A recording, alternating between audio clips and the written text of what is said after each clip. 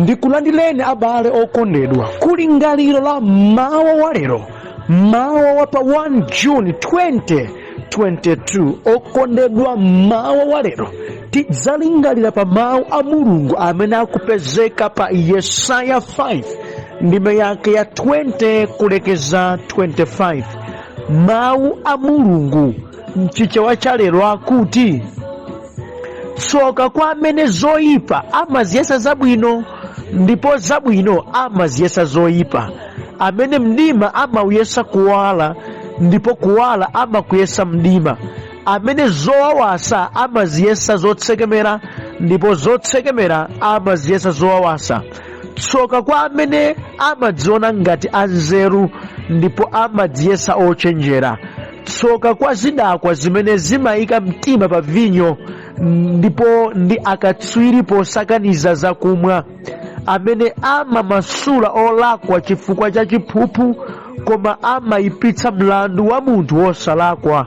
N'chifukwa chache monga momwe moto umawonongera chiputu, ndipo monga momwe udzu wowuma umapyera mlawi la moto, momwemonso mizu yawo idzaola, ndipo maluwa awo adzafota ndi kuuluka ngati fumbi, chifukwa akana malamulo a Yehova wamphamvu zonse, ndipo anyoza mawu a oyerawo a Israeli.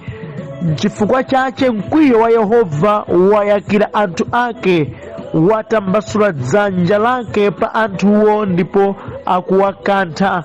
Mapiri akugwedezeka, ndipo mitembo ya anthu yangoti mbwe m'misewu ngati zinyalala. Komabe ngakhale watero, mkwiyo wake sunaleke, dzanja lake likanalichitambasulire.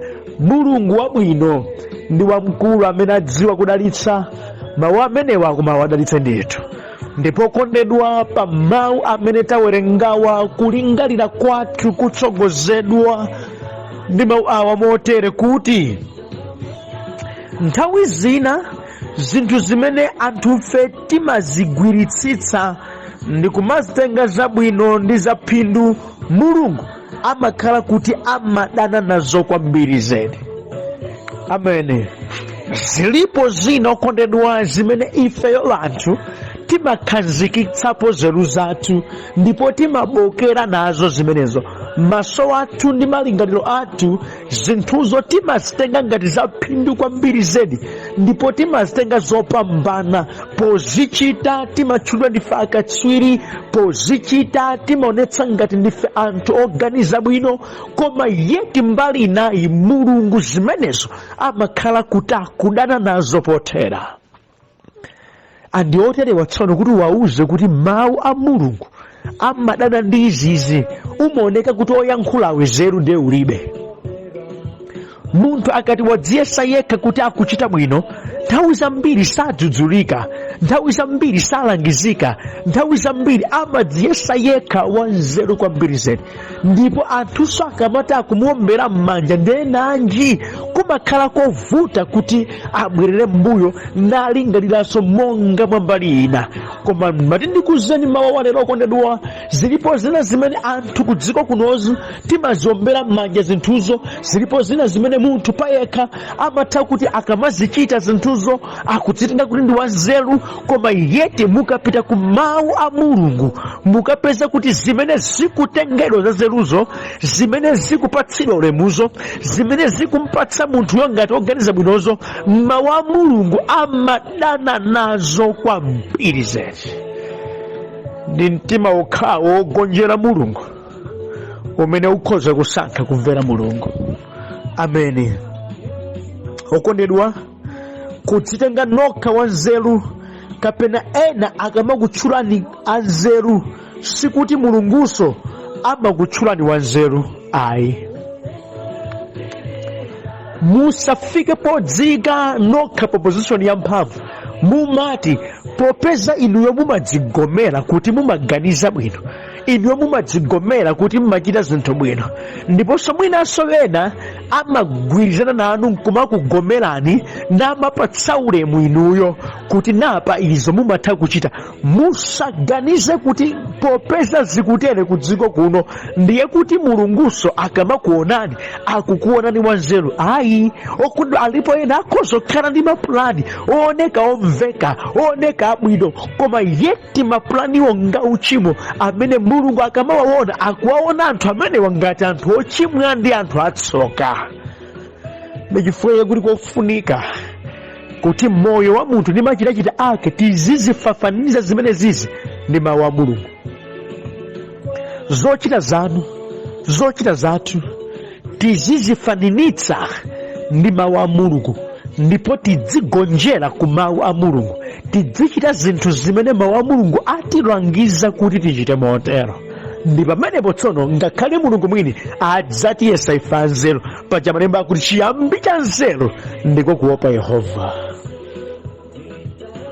Ameni. Okondedwa, nthawi zina cholemekezeka pamaso pa wanthu kwa Mulungu chimakhala chopanda pake ndi chidzalo cha tsoka. Samalani. Dziko limatha kulemekeza zinthu zina, zinthu zomwezo kwa Mulungu zimatengedwa zopanda pake ndi zopanda ntchito, zimatengedwa ngati chidzalo cha tsoka. Ndi chifukwa chake tisamapusitsirana ku dziko lino malingana nzochitachitazi, timati zonse zimene anthu achitazi nzozeru. Ayi, Mulungu ali ndi kamvetsetsedwe kake ka zinthu zimene iye mwini azitenga za nzeru ndi zimene azilemekeza, ndipo nthawi zambiri zoterezo zimakhala zosiyananso ndi mmene anthu azionera zinthu. N'chifukwa chake tidzikhala anthu ogonjera pa chimene Mulungu anena, popeza kuti si zonse zimene anthu fe tingazilemekeze zimenenso Mulungu amazilemekeza. Okondwa, si zonse zimene anthu fe zinthu tingazombere m'manja zimene Mulunguso akhoza kuzombera m'manja. Ayi, zilipo zina zimene anthu amachita ku dziko kuno nkumaombera m'manja, ku dziko kuno anthu nkumayamikira, yeti mwini wake Mulungu amazitenga zimene zopanda pake, zompatsa ukwiya, zompangitsa iye kunyanyala, napereka matsoka ochuluka kwa anthu ozichita zimenezo. Izinso tizizilingalira koma mosamala kwambiri zedi. Ameni. Mawu a Mulungu amene tawerengawa, Yesaya chapter number 5 ndime yake number 20, mawu a Mulungu akuti ndi munthu watsoka amene amasintha zimene Mulungu adayika. Mulungu akuloza kuti ichi nchabwino, ichi nchoyipa, uku nkuwala, uku ndi mdima, izi nzowawa, izi nzotsekemera. Iye munthuyo nkubwera nkumadzatembenuza, Ambuye mudati izi nzowawa, kwa ine nzokoma, mudati uwu ndi mdima, kwa ine nkuwala, mudati izi ncha izi nzoyipa, kwa ine nzabwino. Baibulo likuti wochita zoterezi ndi munthu watsoka.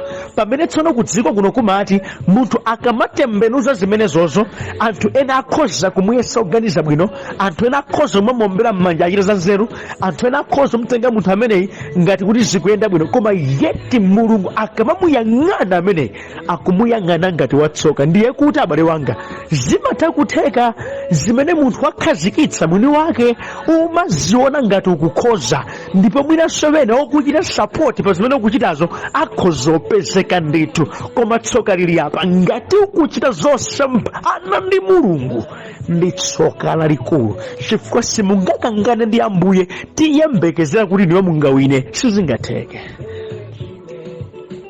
sizingatheke.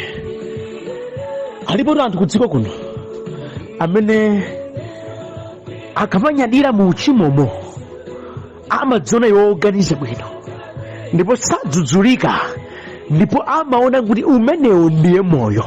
Koma mbali inayi tamvani, Mulungu akamawaona akuwaona anthu atsoka, anthu osiyana ndi owalenga, anthu amene atafa lero akapezeka ali mgahena, chifukwa malemba ali clear akuti mphoto yake ya uchimo ndi imfa. Moti abale wanga, mukamaona wena za Mulungu zakuzipeputsa, za Mulungu zakuzitembenuza, za Mulungu zakuziseweretsa, za Mulungu zakuzinyoza, ku dziko kuno akhoza mapatsika ulemu namati mwina nganzeru alibe mantha iwowa, koma kumbali ya Mulungu ndatsoka lalikulu kwambiri zedi, ndatsoka. sinthawi zonse zimene mungachite wanthu nkumvananu bwino, inunso anu ake nkumadzimva bwino mkati mwa mtima wanu, mumaganiza ngati kuti mulunguso chumukomera. Ayi, motero kuti musamati mtima wanga unangondiuza kuti nditere, sikuti popeza wakuuzani ndi mtima wanu ndekuti mulunguso wakondwera nazo. Ayi, anthu amatere, anthu ambiri akundilimbikitsa, sikuti anthu akamakulimbikitsani ndekuti mulunguso akumva kulimbikitsika nazo. Ayi, za mulungu zimakhala zolimbikitsika pamene zigwirizana ndi mawu ake. Funso nkumati mwini wake mulungu adazika bwanji? Ngati muzichita monga mmene mwini wake mulungu adazikira zinkondweretsanso, koma ngati muzichita momaganizo wanu ndi mosamphana ndi mmene mwini wake adazikira, limenelo ndi gwelo latsoka. Okondedwa maore, ndikufunseni, kuchita kwanu kwa zinthu, kodi mukuchita zinthu zanu mogwirizana ndi mmene mulungu adanenera mawu ake, kapena mwabweretsapo zanu monga mwakulingalira kwanu ndi monga mwakufuna kwanu? Tamundimva kondedwa. Ndi musimo akupereka zitsanzo, atanena mawu akuti ndi watsoka munthu amene akudzilenga iye wanzeru, koma yeti pamaso pa mulungu ali mbuli. Akupereka zitsanzo, akamba chitsanzo cha anthu oledzera, akamba chitsanzo cha anthu achiphuphu, akamba chitsanzo cha anthu amene ngodzika pamwamba. Baibulo likuti anthu ena akamachita zawozo paokha akamakhala nkuledzerako amadzitenga amapulani anthu onjoya ku dziko, Baibulo likuti amene wangatsoka. Anthu amene amakwerezera moto kwa wena, anthu osalakwa ndi kumavutika kwambiri pamene anthu aziphuphu, anthu akatangale ndi kumapulumutsidwa, kumabisidwa, zimaoneka ngati zikumveka. Iwo akamakhala kwa kocheza kuti ife ndi mashasha, timadziwa kuganiza, timadziwa kuiwerenga, kuyika unta chimwene. Akuza kumatero, koma no ichi ndicho chidzalo cha tsoka. Chifukwa chiyani? Akuchita mosamphana ndi mmene mulungu mwini akamafunira. Malemba akuti oterewa monga kumakhala kuti udzu umaotchedwa ndi moto, iwo wanso mizu yawo idzauma ndipo mauluwa awo adzafoteratu, kunena kwina tsogolo lawo lidzaduka. Palibe munthu amene amadzilenga wanzeru posamphana ndi Ambuye naye mbekezera kupambana, sikutheka. Palibe munthu wina aliyense okondedwa amene pakudziyang'ana yekha kapena pakuchita zinthuzo akuchita mosamphana ndi Ambuye namaganiza ngati kuti adzakhalabe chomwecho mpaka na kalekale. Kulibe. Okondedwa, ngakhale mungadzikweze bwanji, tsiku lilipo limene mulungu adzakutsitsani popeza mukuchita mosamphana naye. Funso langa mmaolero, muchite chiyani? Ndipo chimene mukuchitacho chili kugwirizana kodi ndi mawu a mulungu? Maolero mutazindikira abale wanga, chifukwa chimene anthu ambiri amatsikira muzochitika zawo ndikuti akuchita zinthu mosamphana ndi chimene mulungu akunena. Ngakhale ozimvawo akuzimva ngati zikubeba, ozichitawo akuzichita ngati zinthu ndi zabwino, wenanso otengeka akuzombera m'manja, koma ngati ansala ya pamawu a mulungu ikuti ayi, zinthu zobe zidzakhala ayi, ngakhale ena m'mitima mwawo anganene kuti eya. Andi ili ndi vuto lalikulu pakati pa anthu masiku ano, chifukwa anthu ambiri akumachita zimene zawakomera m'mitima mwawo.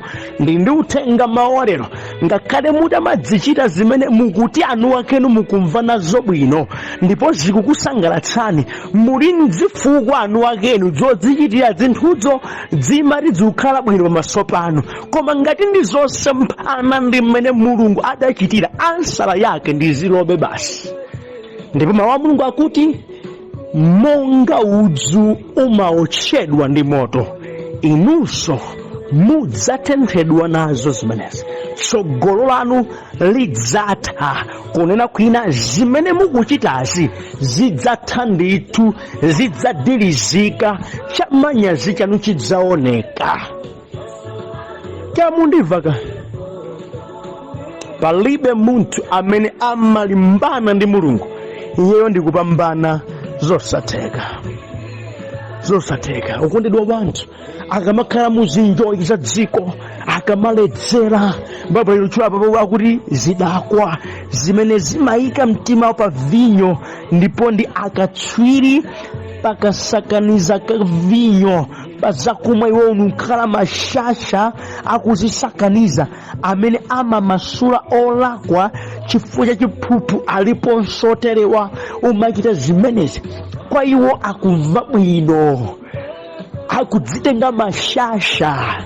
Ndi zitsanzo chabe zimene apereka papasi, koma no magawo ochuluka alipo wena amadzitenga mashasha pakuzunza akazi wawo, alipo wena adzitenga mashasha pakuzunza amuna wawo, ena ndi mashasha pakuzunza antchito wawo, ena ndi akuba akatangale akunenepa ndi zomwezo. Kondedwa, ena akuchita machimo mbwerekete, akudzitenga madolo pa zimenezo. Koma tamvani verse 25 kuti n'chifukwa chake monga momwe moto umaonongera chiputu, ndipo monga momwe udzu wowuma umapyera malawi a moto, momwemonso mizu yawo idzawola, ndipo maluwa awo adzafota ndi kuuluka ngati fumbi. Mathelo a zimenezi Yehova ali m'manja mwake, adzathetsa zimenezi. Moti wonse amene ali pansi pa uchimo, amene mukumva ndi kuyankhula pano pasi, musadzitenge ngati mashasha. Ngati mukuchita zonse mphana ndi Ambuye, mathelo anu sali patali ngati simulapa. Chonde abale wanga, musagomere ushasha muli nawo, musagomere podzitenga nzeru, musagomere popeza wena kukuomberani m'manja. Ngati mukuchitazo ndi zonse mphana ndi mawu a Mulungu, muli patsoka basi.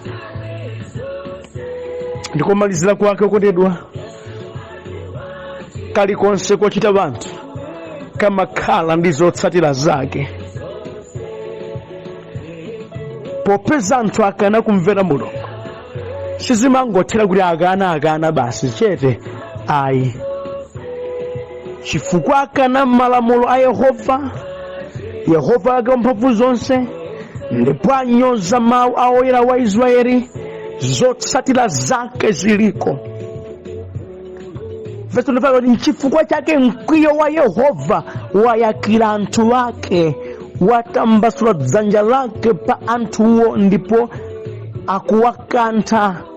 Mapiri agwedezeka, ndipo mitembo ya wanthu yangoti mbwe m'misewu ngati zinyalala.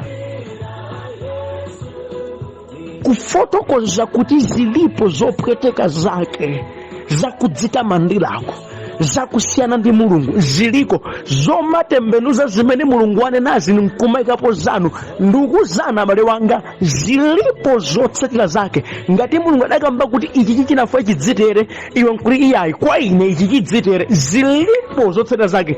Pasi pano ngakhalenso kumwamba zimaoneka ngati simulapa. Ndikuyankhula pano alipo wena ayamba kale kuziona zowawa zotere zikambaka kuti iwo amayichita zinthu zolimbana ndi Ambuye, koma sadapambane. Mulungu sangakhale opusa kunena kuti izi zizichitika motere, iwe nkumati ayi mwakufuna kwanga mwazifukwa zanga izi zizitere. Tsoka limene sungadzikhalitsa wekha Mulungu wako sizingatheke. Mchifukwa wina aliyense wa ife anafunika agonjere kupewa kwa zimenezo. Okondedwa, ndi kugonjera chimene Mulungu akunena. Okondedwa, bwanji mutamva zimenezi mulape mtima wanu kuti ineyo ndinedi mmodzi wa anthu amene ndimayesayesa kutama zoyipa ngati zabwino. Kwa ine zimene mawu a Mulungu amaletsa ndi zimene ine ndimanyadiramo, ndimayesa ndiye moyo. Poti ndamva kuti ndidzatha nazo zimenezi, sindingayambane nchaulene nkuwina. Ndagonja. Ambuye khululukireni, ndiyamba kuchita zimene inu mudanena monga mmene inu mufunira. Kumene kunde kupemphera kugonjera mulungu ndi kumachita zimene mulungu akufuna monga iye mulungu. Otere ndi limati kupemphera. Yambani bwanji lero ine kupemphera. Zimene munkaziyesa za utchashazi tazitayani. Tengani zimene munkazinyozazo munkati ndi ukapewo, zimenezo ndezenizeni popeza kuti mulungu adatero. Muyambe kusandutsa zonse za mulungu ngati ndiye za udolo. Mukatero ndetu mwatembenuka mtima. Zimene mumazinyoza kuti izi zachikape za mulungu zopanda pake, lero lino munenema wachikape nali ineyo, izi zindezenizeni zimenezi.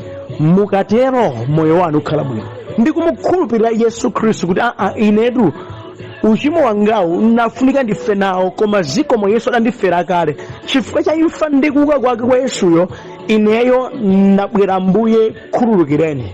Ndiyenda tsopano ndi moyo umene Khristu Yesu adandipatsa, moyo wake ndiye ukhale wanga. Pa chipulumutso changa ondipulumutsa ndi Yesu amene. Zikatero zikuthandizani kuopsa moyo mwanu kusiyana ndi makani amene mukhoza kuchitawo.